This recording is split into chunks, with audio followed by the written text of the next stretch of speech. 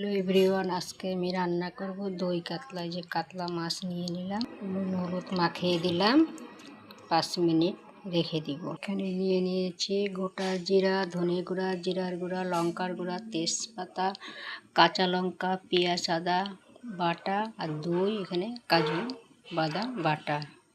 কড়াইতে তেল দিলাম, তেলটা গরম হয়ে গেল মাছ ভাজা। কড়াইতে দুটো তেজপাতা, গোটা জিরে, এলাচ, দারচিনি, পেঁয়াজ, আদা, কাঁচা লঙ্কা পাতাটা দিয়ে দিলাম।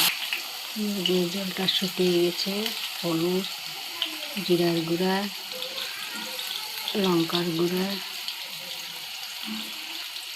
ধনিয়ার গুঁড়া, সামান্য জল। এখন দই ফেটানো কাজু বাদামটা দিয়ে দিলাম, সামান্য বাটি ধোয়া জল। মশলা কষানো গরম জল।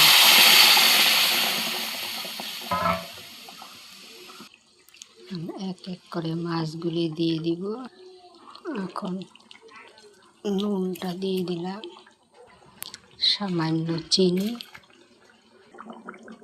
একটা কাঁচা লঙ্কা,